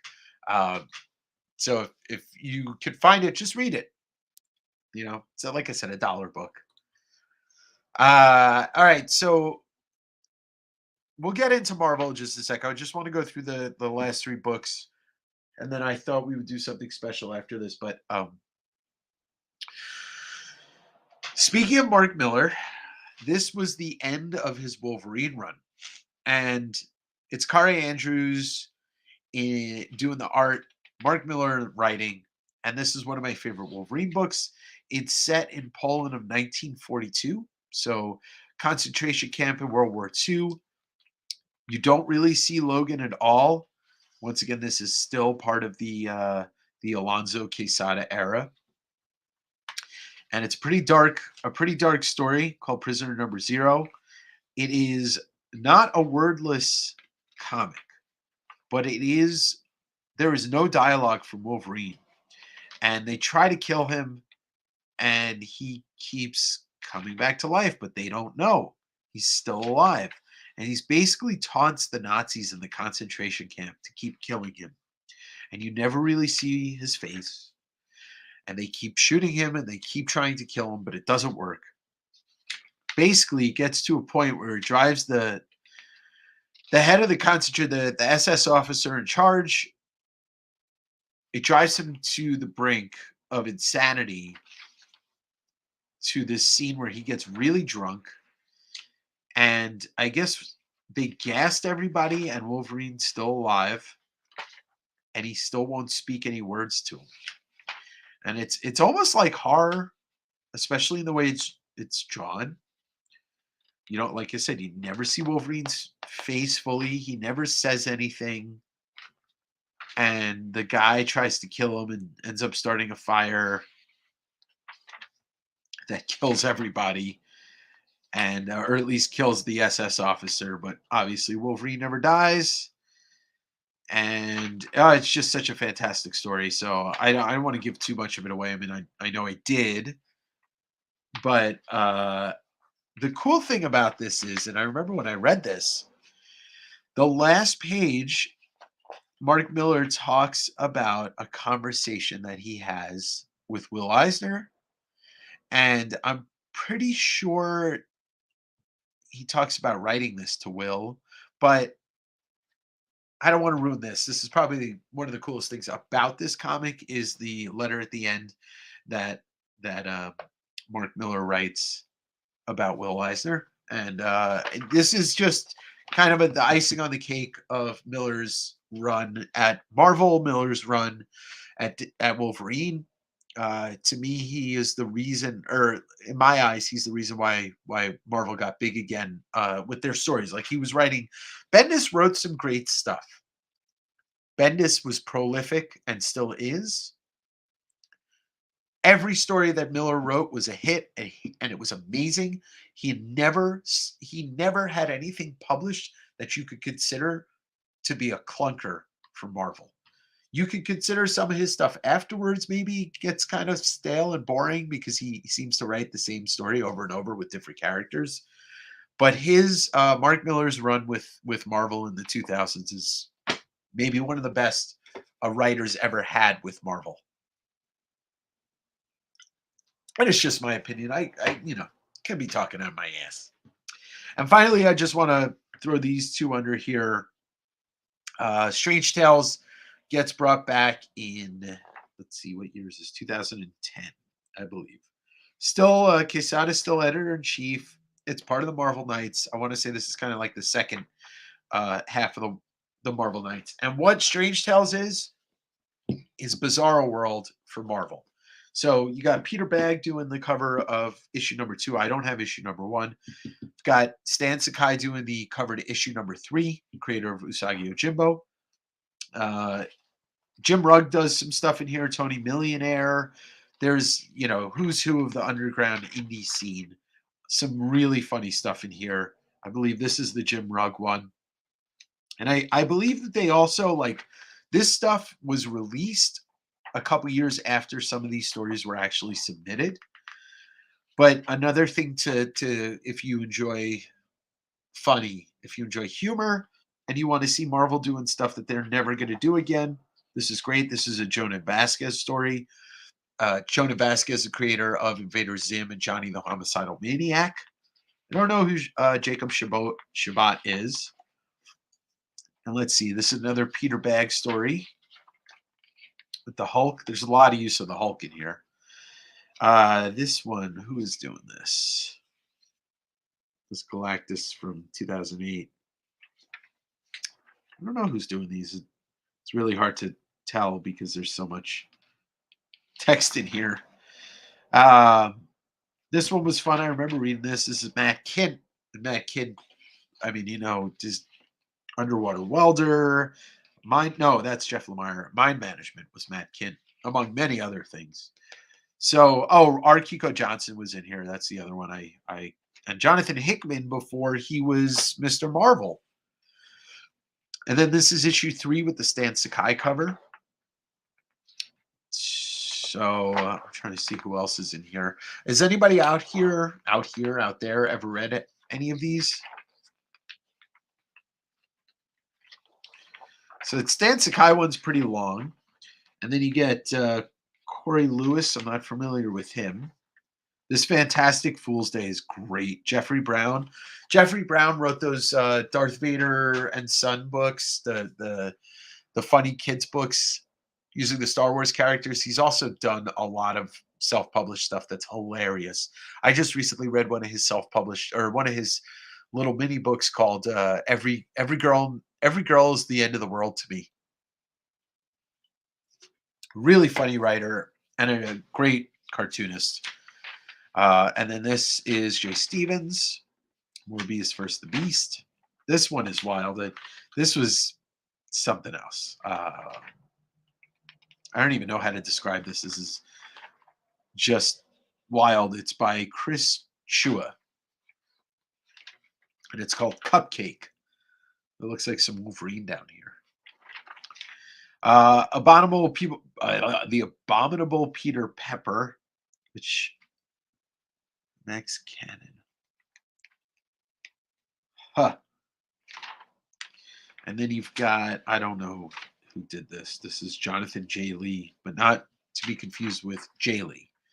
And another Peter Bagg. Lots of Peter Bagg, lots of use of the Hulk in here, which makes sense because this is a great character to use satirically. And what do we have here? Paul Hornschemeier. And I think there's one more story in here. Anyway, track these down if you want to see something different. Oh, and Becky Cloonan, who I absolutely love, is one of my favorite artists, one of my favorite just people. Just very positive person, very fun person to follow on social media. And if you've never seen any of her art, please track some of it down. So Michael Kupperman and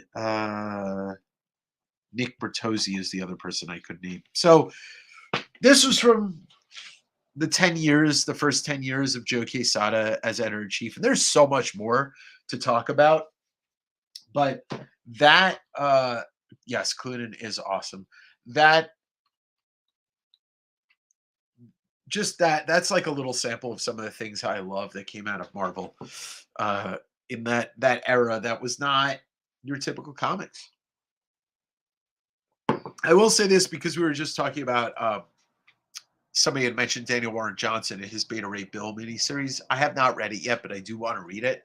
But it kind of brings me to wanting to just talk about Donny Cates and all of the stuff that Cates has done for Marvel in the last, I don't know, I guess 7 or 8 years, maybe decade.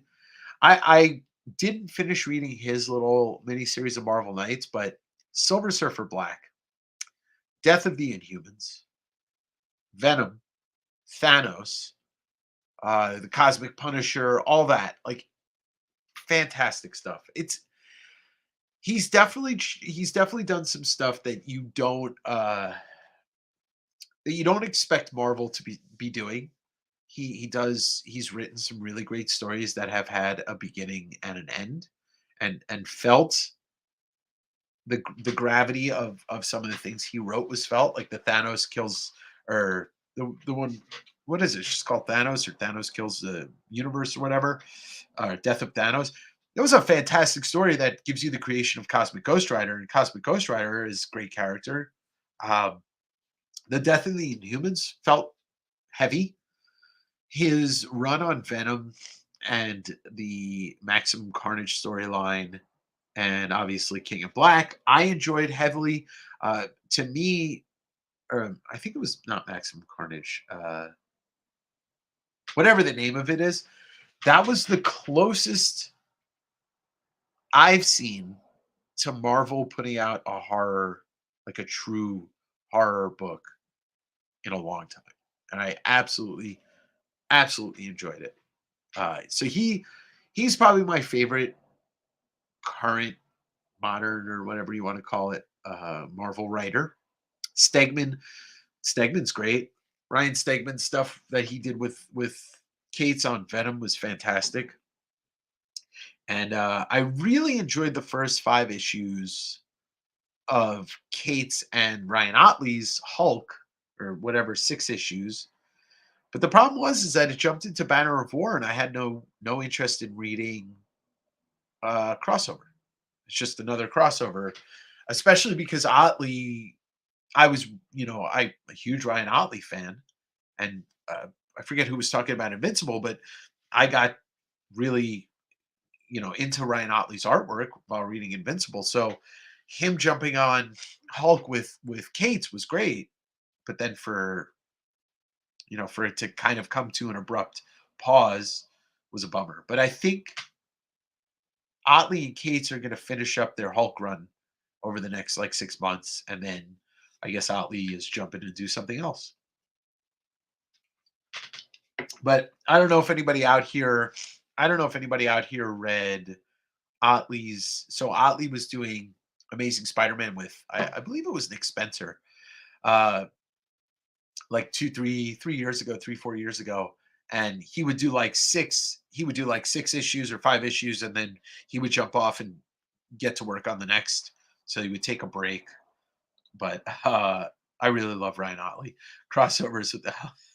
Yeah, I don't know, Flush. I got I got nothing but agreeing with you. So I think I'm gonna do this. Somebody, I forget who it was, and I apologize, but somebody a couple weeks ago gave me the idea. Maybe it was my buddy Joe. Maybe it was Joe. Gave me the idea that maybe I should flip through a Grail, like a book that most people never get to look through because they don't have. And so I don't know. I'd figure I'd try that tonight with a book that I didn't think I'd ever have. I mean, it's a huge Grail. X-Men #2. So why don't we flip through X-Men number 2, the second appearance of the X-Men, the second appearance of Cyclops, Beast, Iceman, Jean Grey, Angel, and Professor X. What do we think about that, folks? Let me see if I can lower this just a little. Yeah, it's not going to work. This thing's about as low as it's going to go. All right. Best comic ever made. Good. I didn't crack a slab. I didn't crack a slab. But let's look through X-Men number 2 here. This is going to be the first time I'm looking through it as well. So Stan Lee, Jack Kirby. Really? Need to say much more than that? No. Iceman's design from the beginning is just a giant fucking snowball. It's so weird. Why is he wearing boots? Is it because he can't get traction unless he wears boots on his own ice? He's made of ice. He doesn't need to have traction. He is ice. Anyway, it's funny. Like I never looked through a Kirby X-Men book. Don't tell my boss I'm breaking the law. Okay, I won't. Whoops. Every time I see the original X-Men, it reminds me of monkeys. Yeah, I could see that. I could totally see that. A teenager's tears. That's the marquee. So the Kirbyisms are there in the faces. But I think for me, Kirby has to be cosmic for me to really, really love it. Uh, but Iceman is in an ice cream truck. Who is this? This is the Vanisher. First appearance of the Vanisher. No, I get it. I totally get it.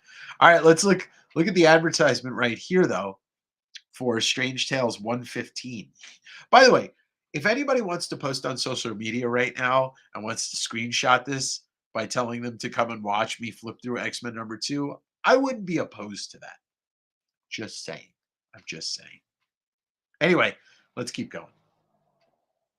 Strange Tales 115, that's the second appearance of the Sandman.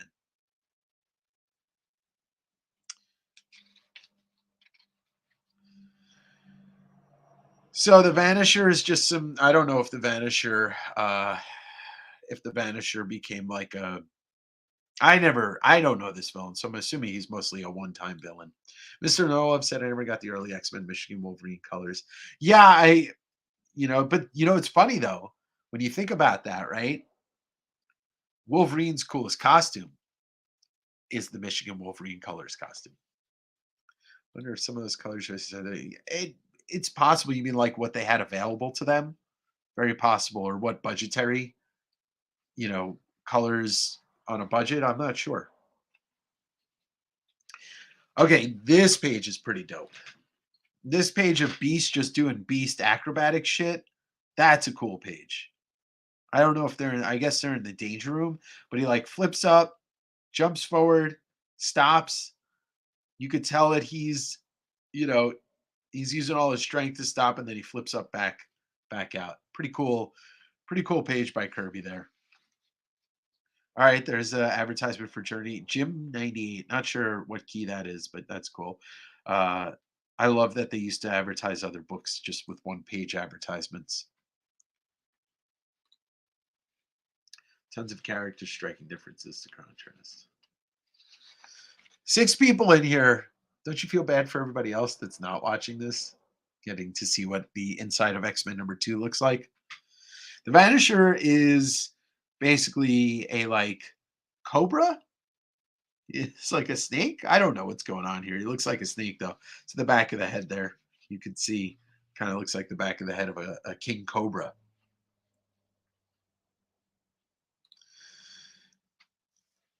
The best are the steroid ads on the yeah. Or how about the hypno coin, Mattis? You wanna hypnotize somebody? There we go. Thank you, spiders. It means all 7 of my Insta peeps will see it. Hell yeah. I mean, look, I'm glad that some of you are joining me. I really do appreciate everybody in here. I would love for this to be like a 30 to 40 person room in a couple weeks, just because like I love the idea of having conversation about books while we're flipping through stuff. Like it's Sunday night, who cares? Or for some people, it's Monday morning. But yeah, it would just be fun. I'm in my car watching, so not all of this fun. Drive safe. So Xavier looking just like your standard dude. Nothing interesting about him. I mean, clearly the most interesting looking character in here is the Vanisher. Looking all magenta. But so they're fighting him. It's typical X-Men stuff. They fought him, and then Jean's all exhausted because she got hit with some Vanisher gas. I don't know what the hell that is. So boys wanted to sell grit, live seahorses, adorable pet hamsters, and a darling pet monkey. So far, no X-ray. I mean, all right. So Spiders asked the question that I often talk to him about, and I think everybody in here probably reads just as much as they buy. I think there's a lot of people out there that are just collectors, and there is nothing really inherently wrong with that. But there's definitely some people that I wish more people would want to talk about comics or want to read comics or want to just get super into them because it's my passion. It's our passion. Everybody in this room is clearly passionate about comics, but with time. It's been a while since I read this kind of. Yeah, I never read any of the early X-Men, to be honest with you. I just read the Claremont stuff. So in due time, I'll probably read it all. Well, there is an illiteracy problem in this world anyway. Maybe they just can't. Some people just want to not be an actual part of something. I don't know. I can't really. I wish that we had more people that were into reading it. Look at that ad for Avengers #2. Can I go back in time and grab like 6 copies of that and 6 copies of #1? All right, so we've got live monkeys, write your own songs. I don't see anything about X-ray specs. I'm sure if I read all of these, they would mention X-ray vision. Yeah, I mean, this stuff it's not great to read. It's just fun to look at because it is legendary. Some writing there. Oh well, what are you gonna do? Yeah, yeah. Nobody really like. I really do want to own a copy of 50 just to check out Steranko's artwork. But the reading's not going to be that great. That being said, I think there's an incentive to buy the keys, such as ASM1, and not read early ASM, but love Spider-Man, right? Because they don't read that great, some of that early stuff. But I will say this: Fantastic Four, 48, 49, and 50 that's something else. Like that is a great thing to read. There is some dialogue, and it does get bogged down with some pages with too many words. But holy crap, that's a great story to read. That really is. So there are some gems, without a doubt. Comics are a strange, beautiful landscape. I think there are a ton of people that don't explore and discuss things that love all the mainstream stuff regurgitated over and over. Yeah, it's like music, it's like movies.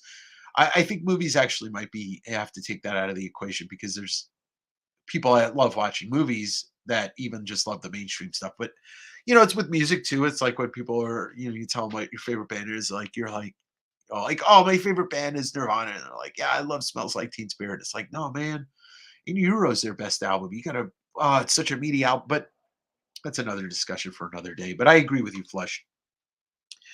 So the X-Men are still facing off against the Vanisher with his I love Jack Kirby faces. I really do. It took me a while to get used to them, but now I just love them.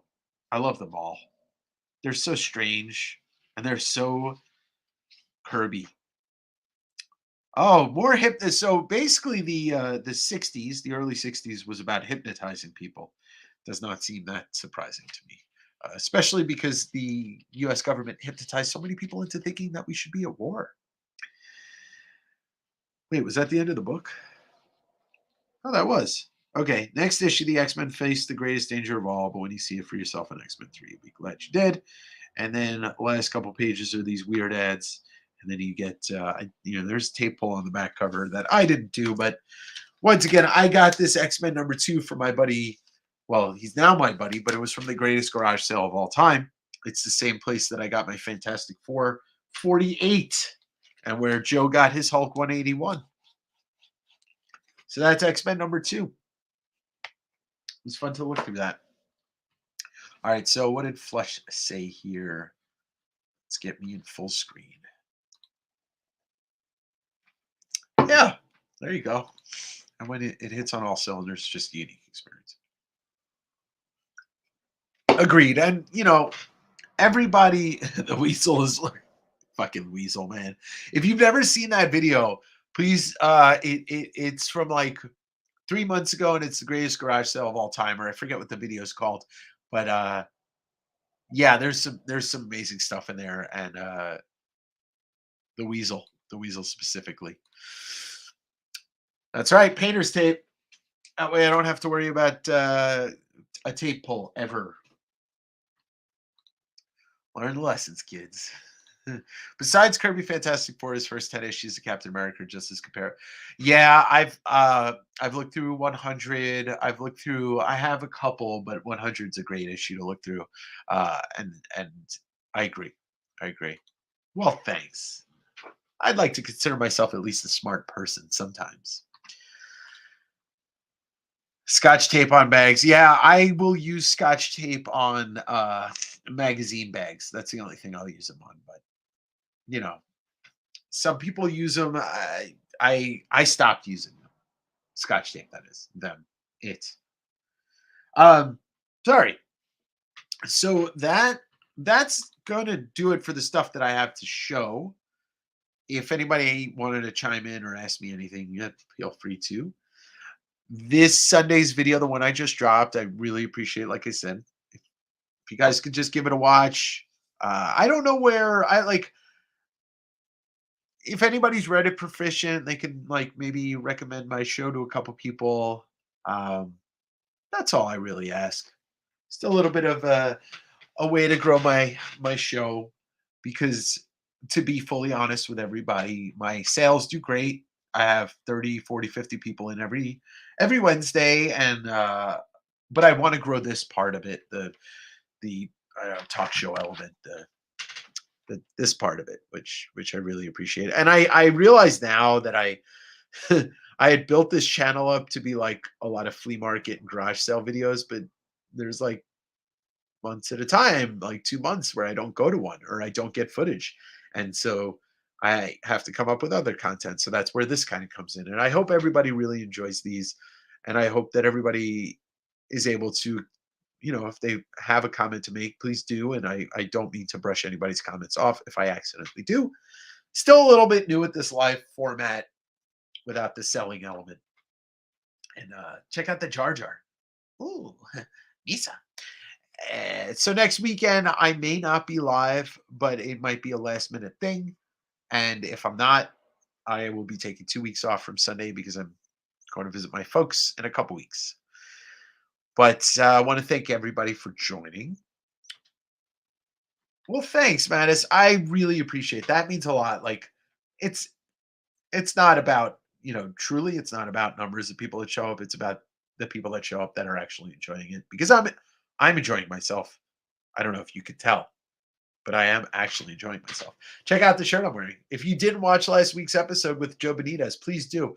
Trying to get some more guests to come on, and just keep trying, keep plugging away, and keep asking people. Thank you, everybody. Thank you, Flush. Thank you, Mattis. Thank you, Spiders. Thank you, Bob. Thank you, everybody that showed up. New and old, it's about the love. Where is the love? SunDAVE Sit Down is the place to be when you like comics, and if you like me. Captain Poopy Shoe. Thank you. Thank you, Amber. Don't forget, this Wednesday is going to be trivia night. So there'll probably be a little bit less of the books for sale, but there will be a chance to win some prizes and a chance to test your knowledge against this knowledge, because I write all of those questions. Like, I just sit and I think, and I'm like, okay, let me write this question. So thank you, everybody, once again for joining on this 5th episode of SunDAVE Sit Down. And The sweet sounds of Bryce and his band, one-man band, Done Messed Up, will take us away to greener pastures. Enjoy the rest of your Sunday night. And I love you all. Keep digging. West Coast